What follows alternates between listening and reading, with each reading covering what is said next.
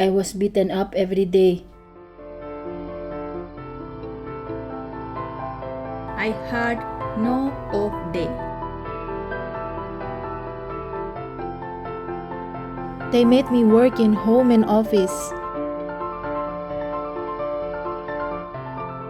I was deceived.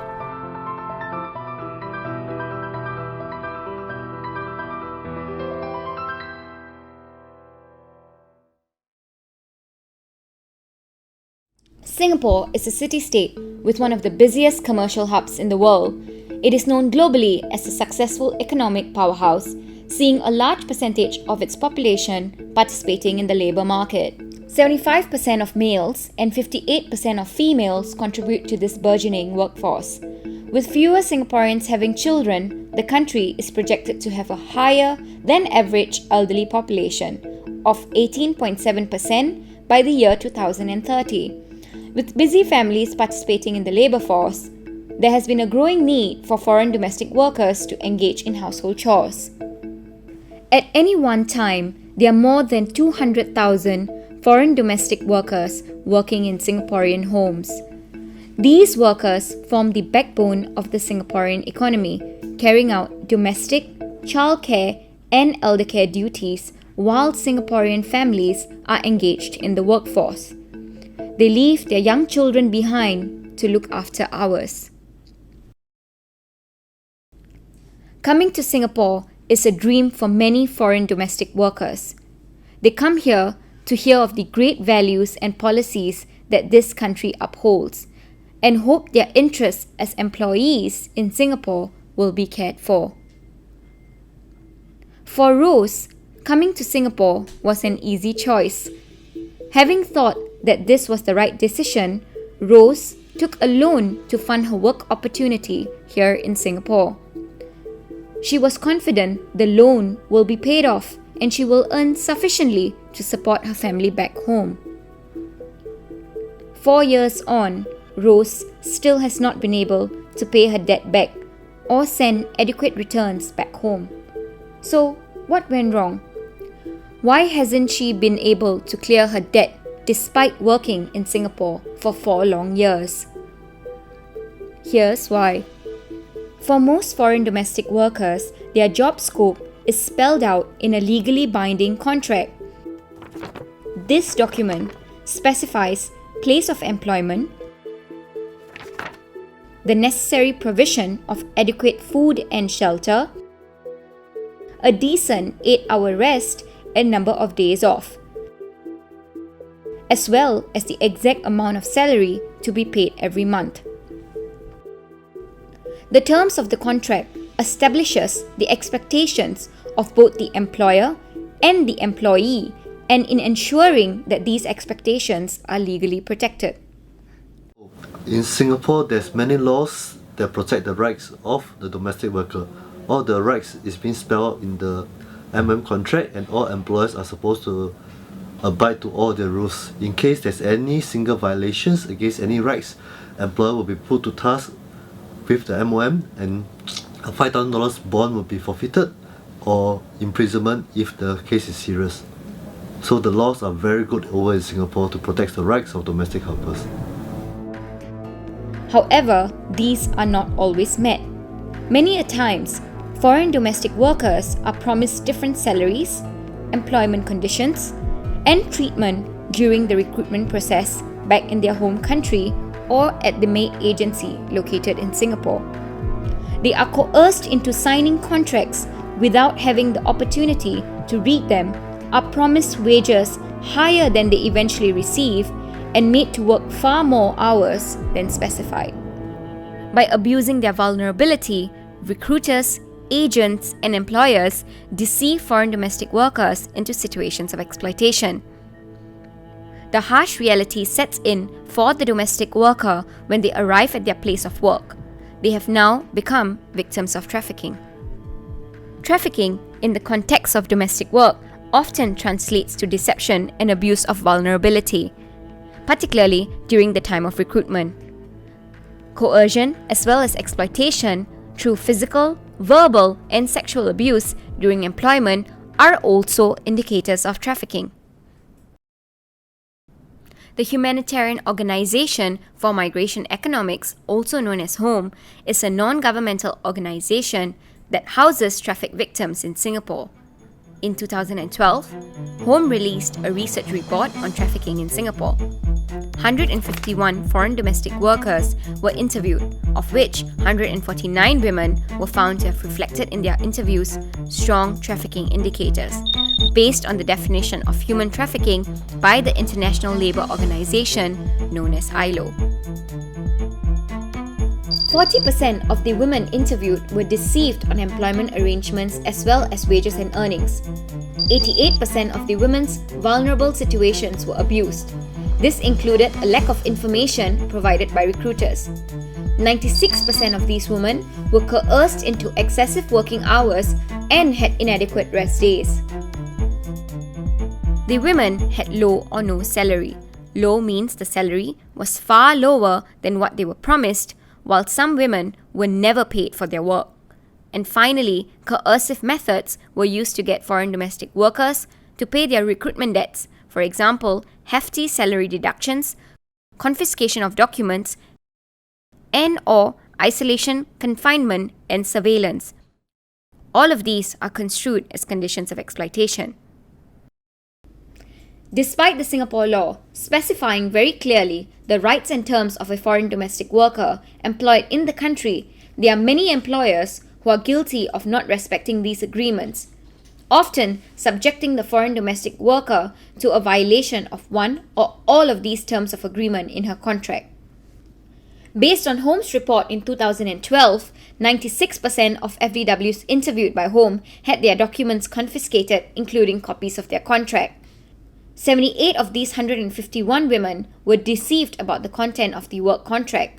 The contract protects the rights of both the worker and the employer, outlining specifically the FDW's right to food, shelter, days off, rest times, wages, place of residence, and conditions of work. Deception about working conditions can occur when there's contract substitution. What happens is the domestic worker may sign a contract in her country of origin only for it to be replaced with another contract when she arrives in Singapore. And when this happens, the salary that's promised, the number of days off that she's promised might be significantly different to what she has in Singapore in reality. Let's look at some of the legal clauses penned in the contract that the worker signs before she is employed.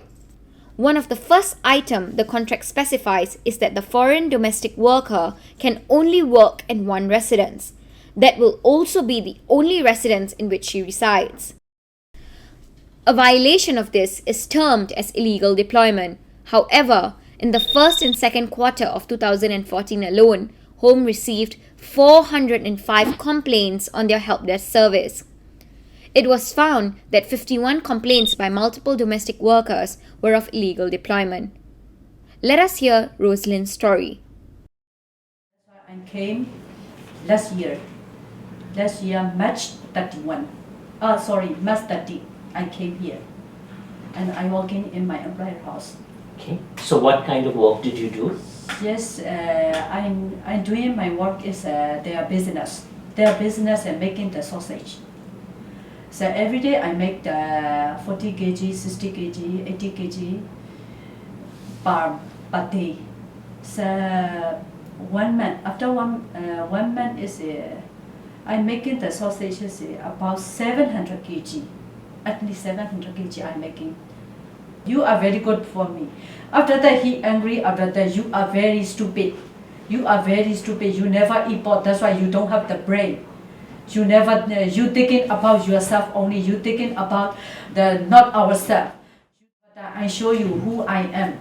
So you want to go MOM? You want to go MOM yourself or I send to you MOM?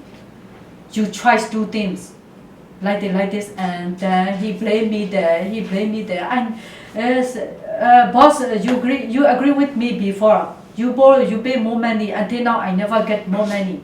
So I will pay you later. I will talk to you, but later you go home. I will pay you like this only. But actually never pay to me. I never get any more until now. I never get my, especially my business salary 500.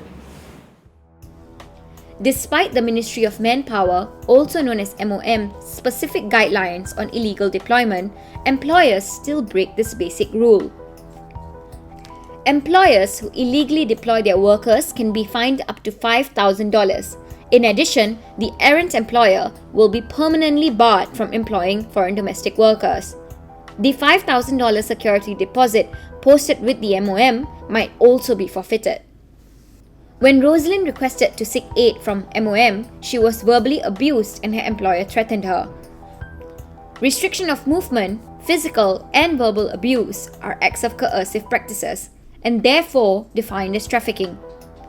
Homes Help Desk Service received 159 of 405 complaints that were of verbal abuse, 49 reporting physical abuse, and 10 reporting sexual harassment and/or abuse. Sue came to Singapore from Myanmar only to have found herself in an abusive work environment. Here is Sue's story. Before day is very good to me. After that, baby don't like me. That's why I take care baby also. Baby and me cannot together. That's why my employer also become get angry to me, and then they start to ask me rent in a house, the labor room.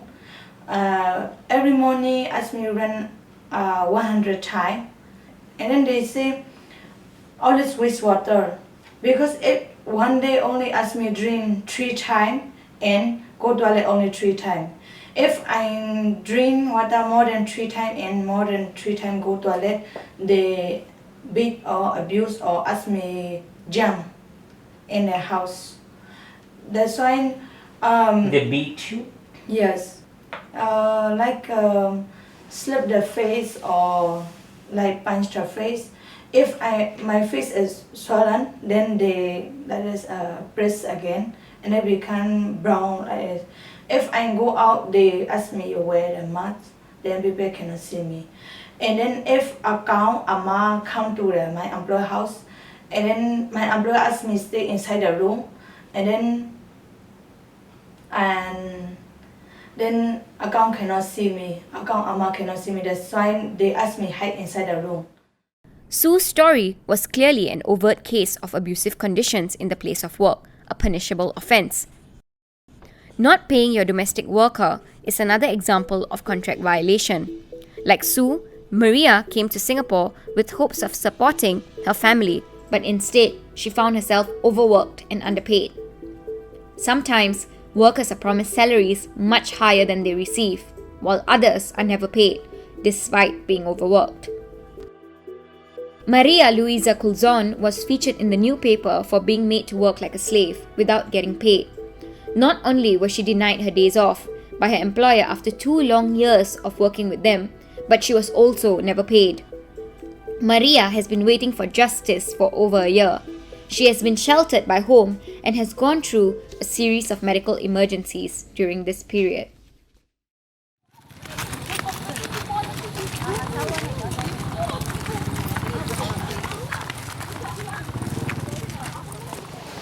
Mahirap mag-isip nga parang itiway lang ang natin, ang trabaho. Ang hirap-hirap na mga trabaho. Nya. Oo, nya. Lakad ng lakad ka lang. Layo nga. Mag-deliver. Tapos, Walang service. wala. Lakad lang ko. Ano kalayo? Katong village. Tapos, mag-deliver pa ka ng Legacy na pub. Tapos, maganyan ka pa. Ilang minuto yun? Halakad. Mga 30 minutes. Kung malakas ka lang maglakad, yun. At saka, dami pang i-deliver dyan. Nag-ano ng mga styrofoam. Bilis ka, maganyan. Dami dito. Magdala akong ganyan. Na mga styrofoam, mga plastic dito. Puno. Maganyan ako eh. Tapos, punta ka pa ng Paramount. Lalo nang magre-read ang mga pub. Ay, nako. Mahirap. Lapos na daming order. She do everything. She wash the clothes of her sister so that she can find money. Everything so that she earn money for her ticket. And time comes, she get the money for the ticket. So she goes. And then when she arrived there, she called me. Mama, how much is your salary? 400. $400. And then, I'll give you the half. Every time when she received her salary, she send me the 200. So 200 belongs to her. Oh, it's okay. Then times come. I was worried because I don't know why she did not give me money. And then when I called her, she said that, Ma, I don't have any salary. Unfortunately, for domestic workers such as Maria, investigation processes conducted by the Ministry of Manpower or the Singapore Police Force against errant employers can go on for up to 2 years or even more. During this time, workers like Maria are not guaranteed work, left penniless without any alternative sources of employment. For many of these women undergoing investigation, key questions regarding their access to food, legal aid, shelter, medical care, and right to work are left unanswered. One of the concerns voiced by the women interviewed is of employment. During the investigation period, their need to find work is dire. During this period, these women not only face economic stress, but psychological stress as well. As they wait for justice, they miss their family and friends back home. Your children need money now to pay for school fees? Is that what you were saying? Yes, How many children are going to school right now? they are 4. 4 of them are going to school. Yeah. How much are the school fees? It's not the is they're going in the public school, but then you need to buy something in the school supplies, the uniform, the daily needs.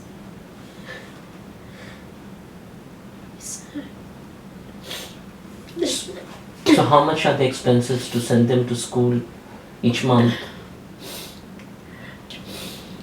March, I sent them 200 because I get already my advance.